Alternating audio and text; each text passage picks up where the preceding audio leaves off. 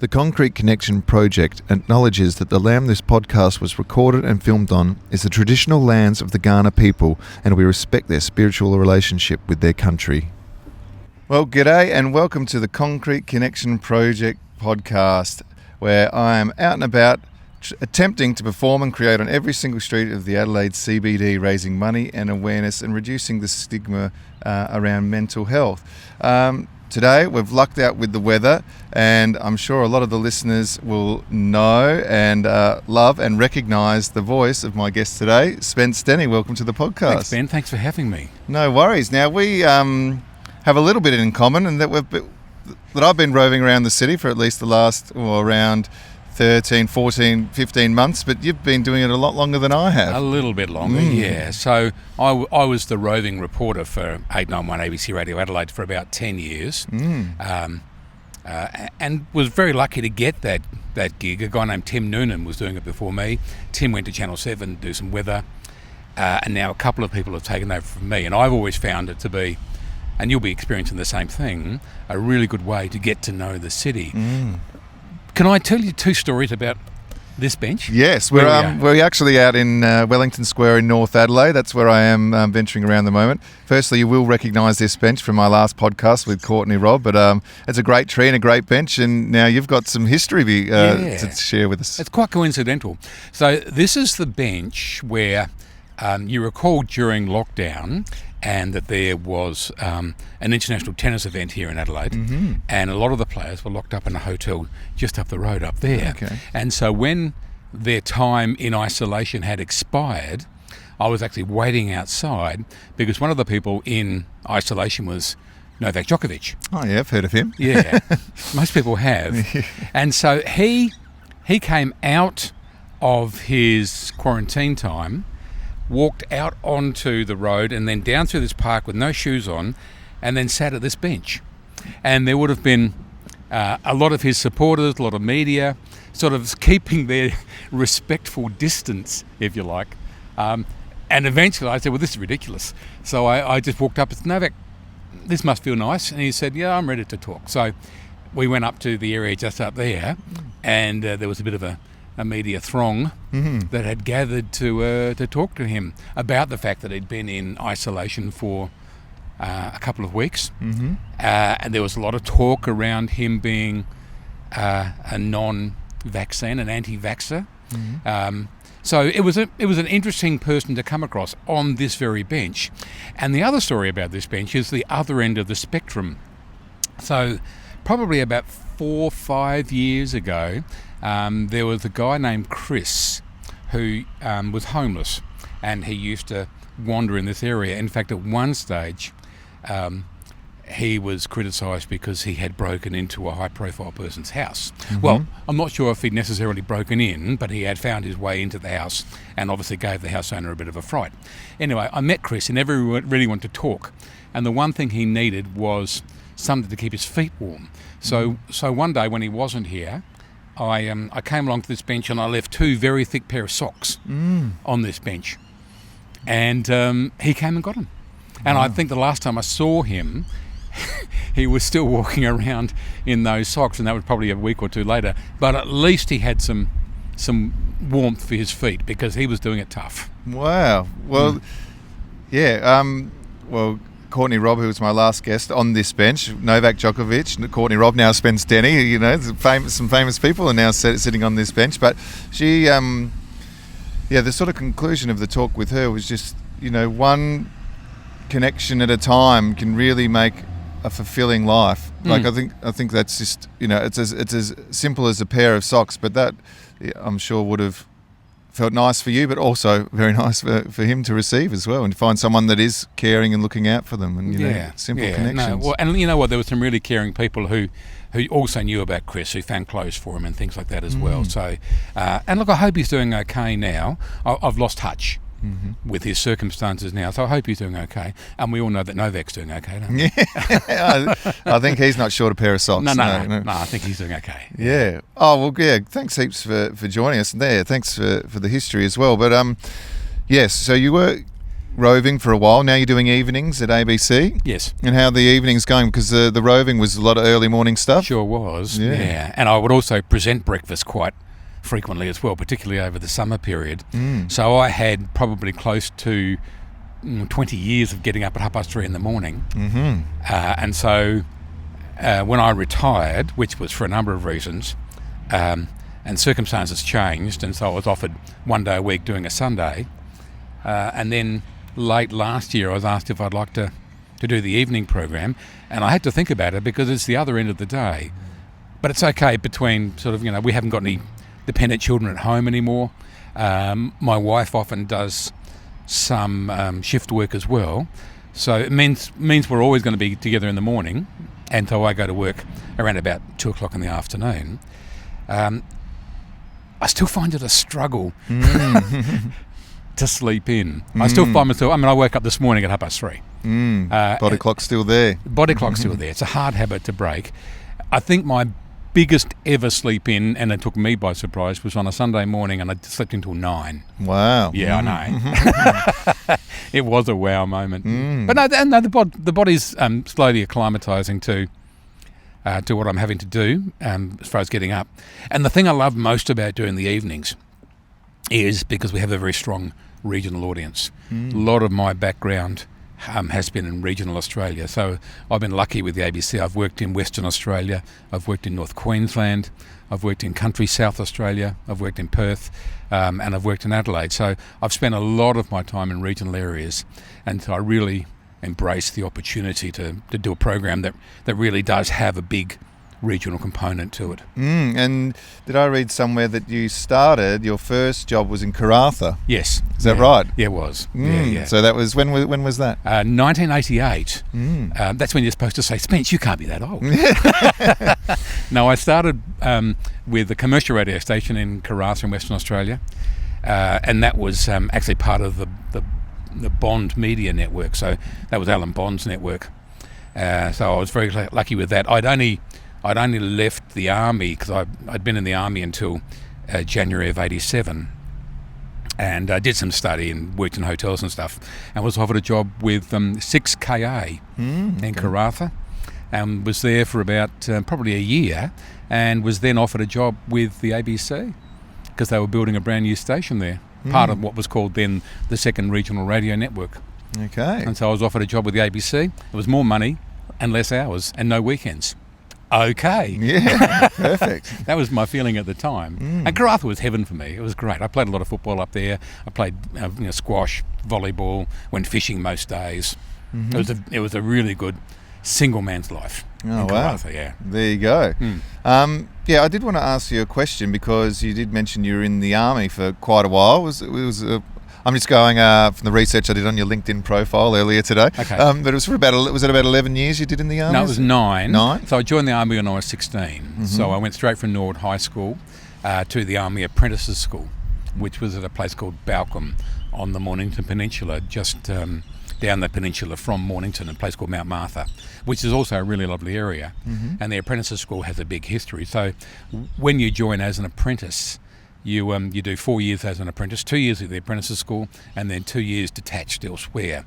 So when I did my 2 years at the Apprentices School, after that I went to Albury Wononga for a couple of years, and was then, once you've done the 4-year apprenticeship, at that time, it's changed now, you were asked to give 5 years back. So I spent another 5 years at various places with the army. The corps I was with was called RAMI, which is the Royal Australian Electrical and Mechanical Engineers. Okay. So I spent all my time at cavalry squadrons, so I worked on tanks and armoured personnel carriers and things like that. So I was at the School of Armoured Corps and a place in North Queensland called 3-4 Cav. Well, there you go. I have a question, and I'm just sort of speculating, but back when you were growing up and doing things like, entering the army and an apprenticeship like that, do you think back then it was more an attractive career pathway for younger men and women? I've never really thought about it, to be honest with you. Because I guess I haven't ever done any research of this, but I assume the intake would be declining. I'm not too sure. Look, I don't know the answer to that. I know the whole apprentice scheme has changed, and it was a sought-after role to be accepted. I know there were literally thousands of applicants from South Australia, and I think there was about 70 that were accepted from South Australia for that particular intake. There was one intake a year. So I think my motivation for doing that at the time is that I didn't like the idea of sort of pursuing an academic career, and I'd always been a sort of a bit of a hands-on kind of kid, building things. Always built stuff with my dad. Spent a lot of time with Dad in the shed. And so when there was a recruiting lecture at school, I was at Norwood High at the time, I'd never really thought about it, but I thought, this looks like a pretty interesting sort of an option. So I actually wanted to do carpentry, but all the positions were taken for carpenters. And so they asked me, because he went through a whole sort of selection process, including medicals, all sorts of things. So they asked me if I'd be interested in doing either electronics or being a fitter and turner. And so I thought, I wouldn't mind being a fitter and turner. To be honest, I didn't know what a fitter and turner was. I had no idea what a fitter and turner did. And it wasn't until I came home on my first leave from the army, which was Easter in 1978, that I saw all these tools that Dad had in the shed that I'd really never taken any notice of. And I realised that that's what he had done as well. And I didn't know beforehand. He was fitting and turning and he didn't know it. But we'd always done carpentry together. We'd always built things out of timber. So, and I still do the same thing too. That's how I keep myself occupied now, is I build things. What are you building? Oh, I haven't got any sort of actual projects on the go at the moment. My next project's going to be to build another car. Oh, wow. Yeah, I've built a couple of cars through the years, but I haven't really got the shed to do it in at the moment. So I've got my eye on something at the moment that I wouldn't mind rebuilding, but that's a bit of a pipe dream at the moment. All right. Yeah. All right, well, stay tuned for that. I was lucky enough to be, first you ran into myself, Alan and Glenda, who are a big part of the Concrete Connection project, just down not too far from here, I think around Archer Street. It was, yeah.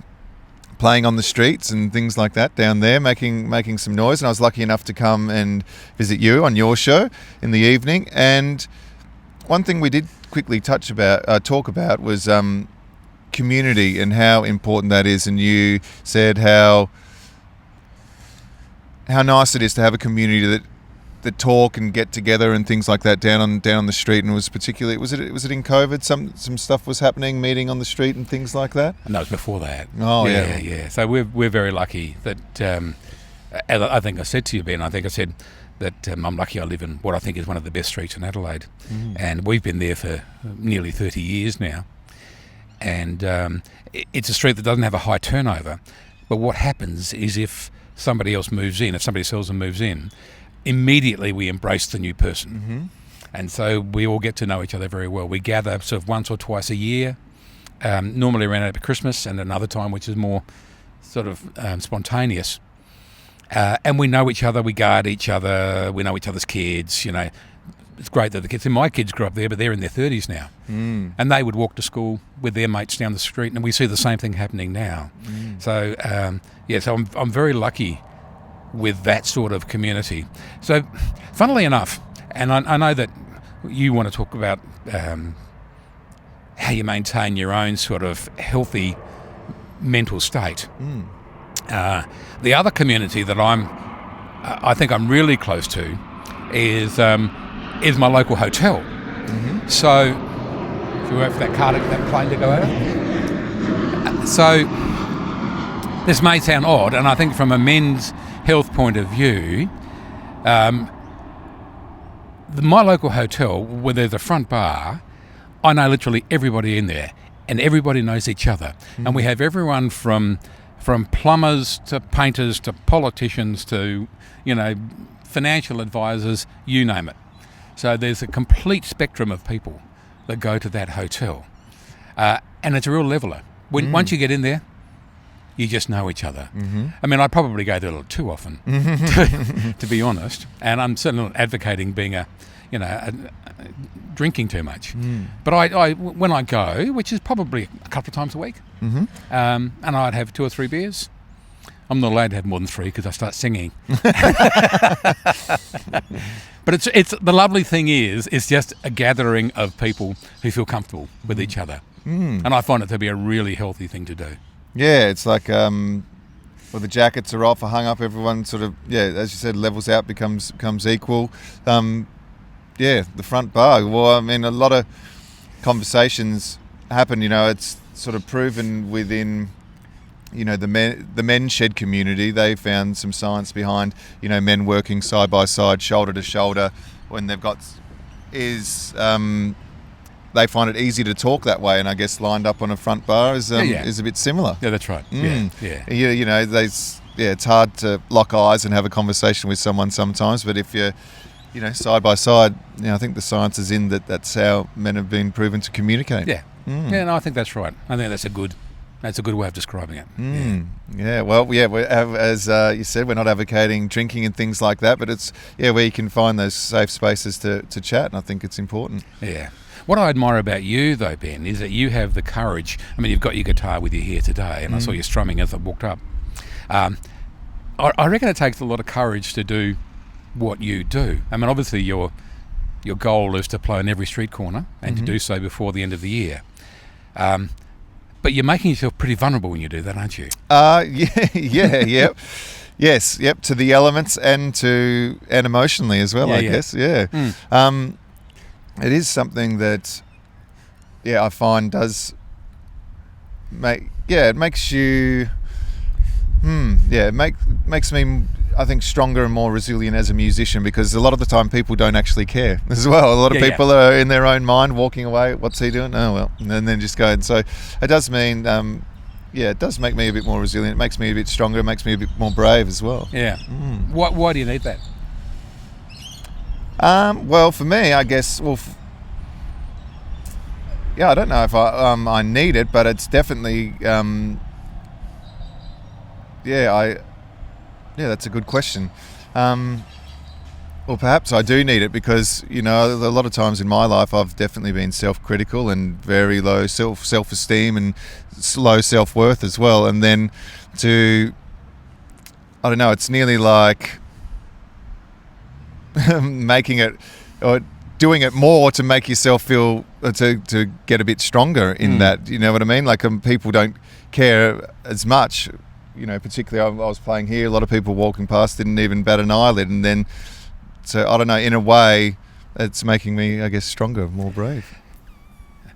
I think I can probably recognise that in that I think you need a sense of purpose, and I think you also need a sense of ambition or something that you're contributing. All right, and so by standing on a street corner and playing, you're contributing to people walking past. And you see, this is what I actually experienced through retirement.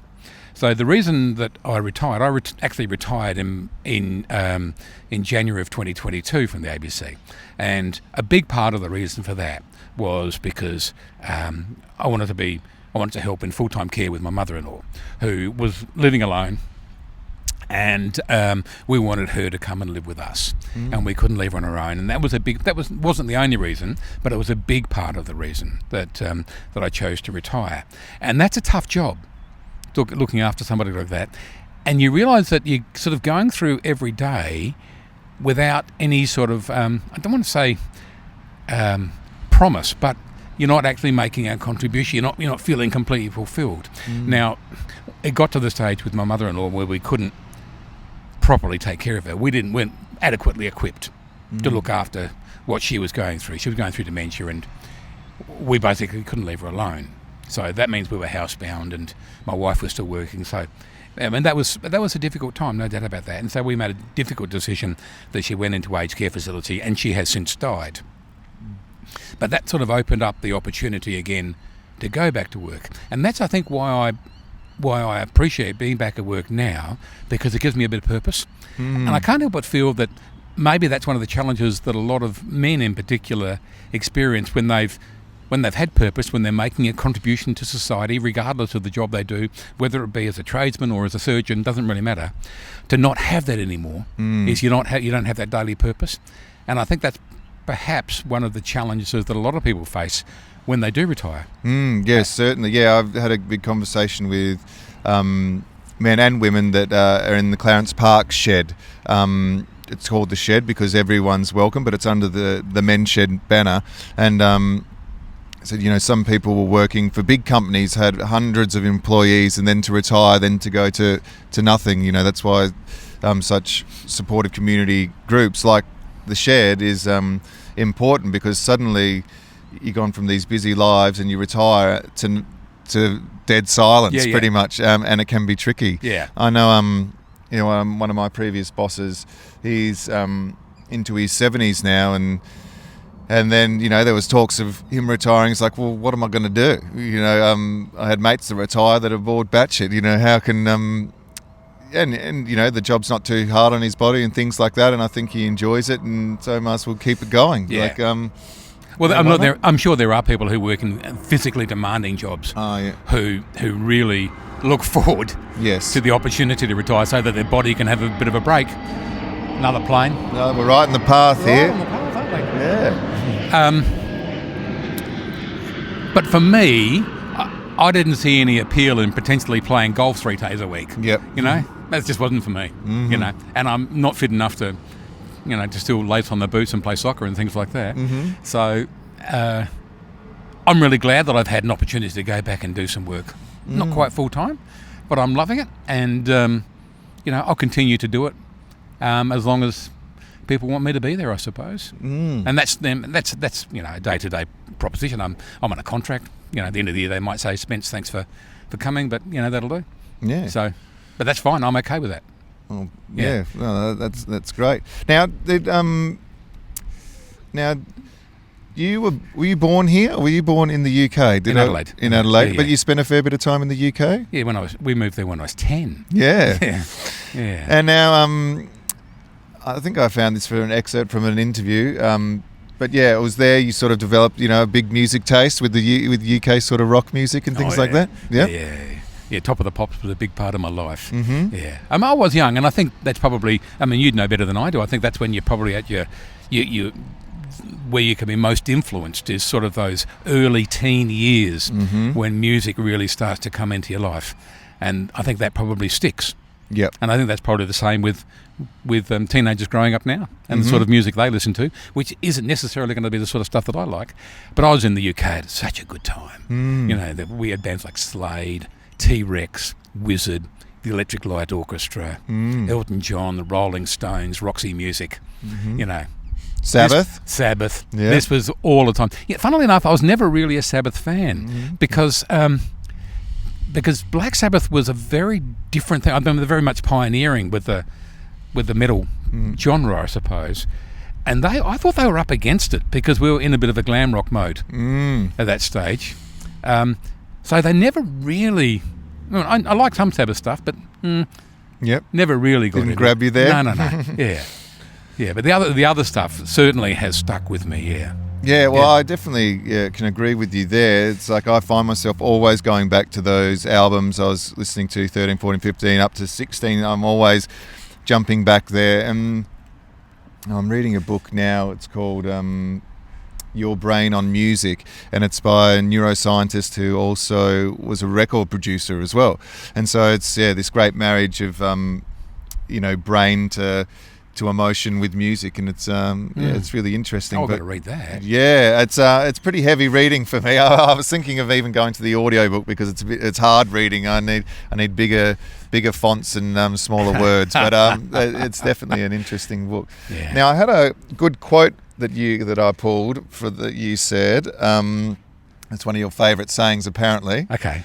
And it says, "Don't wish for an easier life, and strive to be a stronger person." Yeah. So it's not an original. It's one that I read at one stage, but I think it makes sense because you can make excuses for things that are going on in your life, and you can wish that things were easier than they were. But if you can go beyond the barriers that make that circumstance difficult, I think that makes life a lot more comfortable. So, I mean, I think we all go through phases where we feel as if the world is conspiring against us, don't we? Mm-hmm, for sure. And it's easy to make excuses as to why that might be the case. So I think while I don't live by that saying, I think I have probably gained some strength from that. I'll give you an example. Mm-hmm. So last week, and I read this out on air, and it's fine. So I got an email from somebody who obviously was in poor health and, also struggle with sleeping and things like that. And I can't remember the exact wording, but it was along the lines of, I had a good think as to why I'm going through this at the moment, and I think it's because of your evening program. Mm-hmm. And so she was basically saying that what we were doing in the evening program was causing her to be distressed. Now, I could take that two ways. I could think, well, up yours. Mm-hmm. I can't take the blame for what you're going through. Mm. But what I can do, the other attitude I can take is, okay, so if I read that out on air, that's also sort of validating her genuine opinion. And so I think that makes me stronger to accept, okay, that's what she believes, and that's fine, so I can learn from that as well. So I take feedback, I think I'm more mature in the way I take feedback now. And that comes with the territory when you do what I do. There are always going to be people who think they can do a better job than you, and that's fine. But I think I can cope with that a lot better now, because that can get you down, particularly if it comes in waves. Yeah, and sometimes it does. Yeah, and it would come. Sometimes they probably come in pretty thick and hot and fast on the text line. Yeah, and that's fine. You make mistakes, and people are hot to talk about that, and that's fine, and I'm okay with that. And sometimes you don't make mistakes, and people are still hot to talk about it. I think that there's all I try and do, like you, all I'm trying to do is ask them questions. That's all. That's all. Yeah, I don't like it. I mean, sometimes you can get some very personal messages. I don't like. I find them difficult, and I would never relay them either. But sometimes you can get some pretty hostile personal messages, and that's their problem, not mine. Yeah, I guess. Yeah, that would be tricky to handle. I think for me personally, I think, and probably in a lot of different walks of life, and when you're doing a job or an art form or something that does put yourself out there, you do open yourself up to feedback and criticism and sometimes hostility. Yeah. But I find it tricky to handle, because you can get a lot of positive stuff come in too, and the positive stuff, that's nice, but it's just the one negative one that gets the hardest to handle, I think. That's right, and I think that's what I've learned to handle better. I mean, we all appreciate positive reinforcement and don't take criticism well, and I think I've learned to take criticism a lot better. Yeah. Oh, that's great. Now, what did I have? I think you pretty much answered everything that I had written down. Oh, I did want to ask you one thing. Now, did you conduct an interview falling out of the aeroplane? I did, yeah. Could you tell us about that before we wrap up today? So that was a unique experience, and that was when the early days of the Adelaide 500, and the Green Berets, the airborne wing of the of commandos, were doing a parachute drop over the race circuit over Victoria Park, and so I jumped out of the back of a C-130 Hercules strapped to a Green Beret, and I had a microphone not dissimilar to this, gaffer taped inside the jumpsuit, with a microphone going through to a mini disc recorder, and we had a conversation on the way down. Oh wow! You need a good windsock for that over the mic. In fact, the jumpsuit took care of that. The clarity was actually quite extraordinary. Oh wow! Yeah. They'll have to try and dig it out somewhere. Well, the biggest disappointment is I don't know what happened to it. It's lost. It was on a mini disc, which was at the time new technology, but the disc, I don't know where that's gone. The mini disc. That was a short-lived technology, wasn't it? Yes, it was. Yeah. But no, that was fun. that was fun. You know, I've been lucky enough. Went up in a hot air balloon with Nick Mitzovitz, who was the director of the Art Gallery of South Australia. Oh wow! You remember when the balloon, the whale balloon, was getting around? It was in Adelaide. Oh yeah. Yeah, was that the one? Was that the one from Mona or something? Yes, Mona. I think so, and I think it spent some time in Canberra as well. Okay. Yeah, it was here in Adelaide for a while. It was tied up by the Botanic Gardens for a while. And so I went up in another balloon next to it and did an interview with Nick whilst we were flying over the Barossa, which was fun. You know, it took me by surprise for that, though. I was expecting this really sort of calm, easy-to-conduct interview, and it was live. But every time the flame came on, it's a noisy flame. Yeah, lose a few eyebrow hairs as well, maybe. yeah, you have to be careful where you're standing. That's true. Yeah. With your love, of that UK period, like, are you? Do you? And speaking of technologies as well, do you listen? How do you consume your music? Oh, gee. How do I? I mean, so I suppose you're exposed to it quite a bit at work. I think a lot of what I do is researching what I'm about to play on air as well. And if there's something I haven't heard before, I'll go back and look for it, and then do a bit of legwork on, and how it came together and how it came to be. I mean, I'm pretty diverse with my musical range. I mean, I like everything from country to classical. So, and I like to delve into whatever it is I'm about to play. I don't consider myself to be any sort of musical genius or anything like that, and I certainly can't play. I wish I could, but I enjoy researching how music came about and the sort of people who've put it together, and people who are lucky enough to have that talent, that songwriting talent. I'd like to be able to write a song. I worked with a guy named Robbie Brecken, who was a music journo, and he's still in Adelaide. He was with the Advertiser for many years, and he was a music journo and interviewed some big names. And we had this grand scheme that we were going to write a song together. Because, as you know, if you write that one song, which is commercially successful, and then goes on to be used in a more commercial way, I mean, look at, we're all in this together. What a great example of a song. I think Norman Greenbaum's Spirit in the Sky was another example where you write that one song, you can almost live on the royalties for the rest of your life. Oh, yeah, certainly.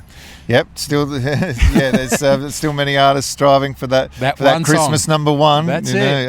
But yeah, well, like Mariah Carey, look at that. Yeah. I think she buys a new house every year, I think. I think so, yeah. Yeah, no, she does okay out of that. Yeah.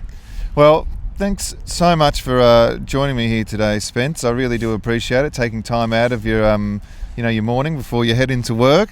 What have we got on the cards this week for you? I have no idea. Okay. Yeah, that's actually part of the joy of what I do. Is that every week, every day is a new day. Yep. It's a different attitude to what's sort of been used in the evening program previously. So I organise very little in advance. I like to get to work, see what's going on, and then try and pick out what I think will be of most interest, and then pursue that. If there's something the station has done earlier, maybe there's something we can follow up with that. But no, it's a bit of a different attitude. It's more work for me, but I enjoy it. Yep. Yeah, we just roll the dice every day. See how it goes. Yeah. And I really enjoy meeting people like you. I mean, that's one of the joys of my job. I mean, it was, as you say, it was a chance encounter. And people like you and other people that I meet along the way bring me the greatest satisfaction, because I like hearing people's personal stories. It's becoming more difficult, to be honest with you, because there are so many bodies, organisations, businesses now that have like a designated media unit, and so you can't. I mean, I can't talk to somebody from local government or from big business unless they've been through media training, which is my least favourite 2 words. Media training, because you've almost trained the personality out of them. Yeah, how can you get authenticity when you've been trained to speak a certain way? Exactly. But there's lots of favourite things I've done. But I'll never forget, I was in a place called Thargomindah, and I was doing a fundraising drive for the Royal Flying Doctor Service. And there was floodwaters going through Thargomindah, not the most recent flood, but one from a few years ago. And where the Buller River goes through there, goes over a causeway, it was completely cut off. The only way to get from one side to the other was on what they call the flood truck. And so the truck would reverse up onto a ramp. You had to then drive onto the truck and it would take you over. And so I put the car on to the flood truck. I was travelling with a couple of other friends. And I jumped in the front seat with the driver and was able to do an interview straight away with the driver of the flood truck. It was fantastic. Mm-hmm. And he was a real sort of Western Queensland character. He was fantastic. The ability to do that, to have an impromptu conversation with a council worker in a metropolitan area, because every one of them are just terrified that they're going to get in trouble for talking to the media. Yeah, because everyone has this perception that if it's the media, they're chasing dirt or something like that. I'm interested in people's stories. And so, yeah, not a big fan of media training. Yeah. Yeah, well, yeah, it's something I've definitely never come across. But yeah, no, I really appreciate coming down today. It's, I love the stories about the bench as well. A little bit more history for you now on the bench. So you've got 3 stories now if you ever end up here again. This is an important bench in my life, isn't it? But yeah, evenings on ABC, Monday to Thursday, ABC Radio Adelaide. Spence Denny, thanks so much for joining me today. Ben, it's been an absolute delight, my friend. Cheers. Thank you. Thanks for asking. No worries.